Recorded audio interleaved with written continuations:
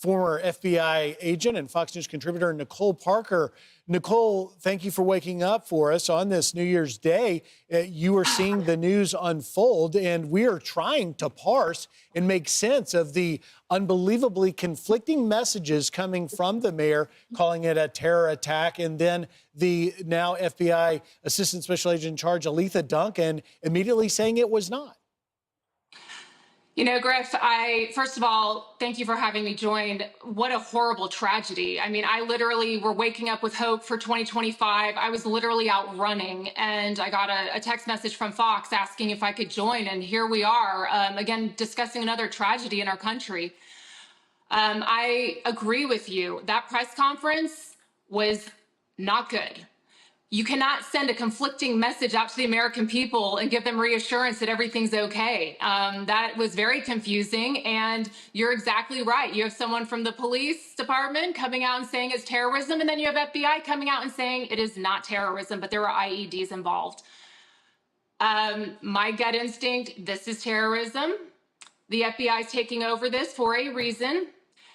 There will be a lot of information that will come out. I do know individuals that are on the ground there right now. This is very serious. This is the real deal. They're going to do a very full and thorough investigation. At this point, that's all I can tell you, Griff, is that this is the real deal. You will get more information coming soon. Likely involves I think that there's definitely some foreign terrorist organization groups involved backing this. As you mentioned, that there's been other things that have occurred in other countries recently, similar in nature. There are people that hate America. They hate our freedoms. They hate what we stand for. This is a time when people are celebrating New Year's. This is 2025. People have hope. And like you said, big bowl game going on. People are coming together, and this person was hell-bent on causing absolute destruction and chaos. The fact that the FBI said it is not terrorism.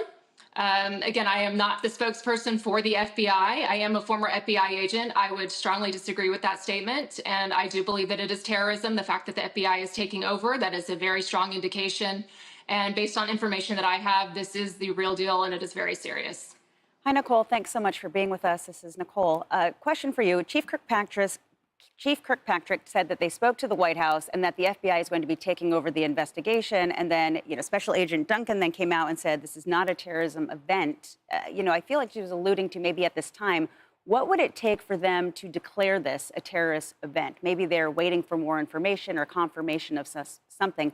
But what is it that they would be looking for to actually give it that classification? Right. So there have been instances that I've, responded to, and initially it could go either way, right? It could go with the locals, it could go with the feds. But anytime that there's mention or indication or sign of something like ISIS, that's going to go to FBI. Okay. So anything that is declared or appears to be terrorist related, whether it is or it is not in the end, if there are any indications that it could be, that's going to automatically go to FBI. The fact that it is going to FBI, that is a strong indication of what is going on right now. Again, I have sources that this is a terrorist event. Nicole, so if you've said some things and you hadn't said them together. You know people there, you have sources. You strongly believe this is a terrorist attack. You even went so far as to say, potentially foreign actors involved, maybe similar to incidents that have happened. So if we take that at face value, if we take this idea that 2 out of 3 people essentially called it a terrorist attack, then we deduce that perhaps the Assistant Special Agent in Charge misspoke. If that were the case, is there any onus at the FBI to come back to the microphone and clear that up quickly, or wait till the next press conference? I mean, they have to know that, Fox is sitting here talking about this. The other networks are probably talking about this. Everyone's confused. Isn't there some sort of, is there someone in charge who would say, hey, let's go back to the microphone and clear this up real quick? I absolutely agree with your statement. I left the FBI for a reason. Unfortunately, I can't explain what they did. I no longer work there, but I can just tell you that, they're probably being very careful to make certain statements publicly because they want to make sure that they have all their ducks in a row. And I respect that, right? But when you have people from different law enforcement agencies giving conflicting information, that's never a good thing for the American people. Sure. They deserve transparency. They deserve to understand what's going on in their communities. And I'll just leave it at that. I would hope that the FBI would clarify things as quickly as they possibly can, because there does seem to be some confusion, and that's never a good thing. But like Alexis mentioned, your reporter, when things initially break out, there always is chaos. Yeah. I worked on violent crime at the FBI, and when something breaks, it's always go, go, go, go, go, and tons of information is coming in, and everyone's just trying to get all hands on deck and get things organized. Maybe that's what that was. But I just would like you to know, and for viewers to know, that sadly and tragically, this does appear that this wasn't just, like one of the officers mentioned, this is not just someone who was drunk and drove their car into a crowd. This does appear to be quite intentional, probably very well planned out. Probably didn't just come up with this idea today, probably planned this out several days in advance, maybe more. Yeah. This is a hot spot. This is where people celebrate. And we know that those that commit terrorist acts, their goal is to create total chaos, havoc, fear, death, and destruction. And there are people that want to see us be hurt.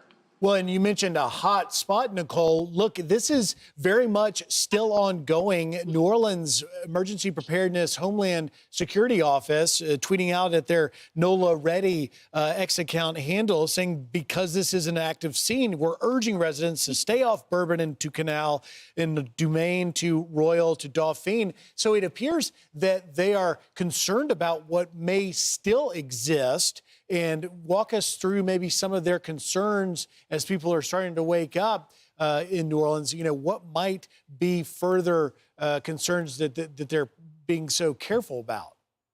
Right. So the ASAC Alethea Duncan, she mentioned IEDs. That's obviously a very serious concern, right?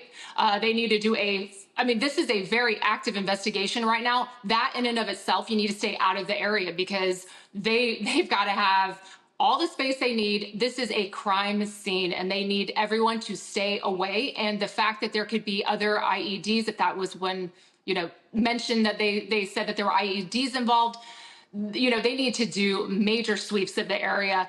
But again, active crime scene in and of itself, without IEDs, stay away from the area. And I know that's not reassuring to tourists. This is the hottest spot in New Orleans. But you know what? Your safety is first. I guarantee you they're going to be evacuating the areas in that surrounding immediate area. There's going to be a lot that they're going to have to do, but I truly believe this is an act of terrorism and needs to be treated as such. And this is an all hands on deck matter. And it's very tragic that this is how we're starting off 2025 in America. It is. It's tragic. 10 dead, 30 in the hospital. 2 officers have been shot. Nicole, one thing that they said 8 blocks. They don't want anybody coming. They mentioned that there's possible explosive device. We have the Sugar Bowl there later on today. What do you think the FBI is going to do in preparation of that? Should people be concerned? Right. Well, I can tell you that the FBI has been preparing for the Sugar Bowl. That's not something, again, that the FBI starts preparation for. Again, I was an FBI agent here in Miami. We have the Orange Bowl. We have big events here in Miami. We have the Super Bowl. Those are things that, as the FBI, they prep for these events well in advance. And they're prepping with the local counterparts, local, state, and federal. They're all getting hands on deck. But when an incident like this happens, Nicole, this is actually the type of thing that they try to mitigate the threat that this could occur. Yeah. Sadly, the tragedy has already occurred. And so I'm not saying that they couldn't, continue to wreak havoc on other venues, but I would hope and pray that the worst is behind New Orleans. This is absolutely horrific and tragic. But yes, you're right. The FBI works with their local, state, and federal counterparts for large events, especially like a bowl game. There's a lot of preparation that goes into it. But sadly, this event already occurred. And one thing that I noted from one of the police chiefs that spoke was that this person went around the barricades, because we're in a society now where they set up barricades on streets, everything that they can do to mitigate risk. This person went around that.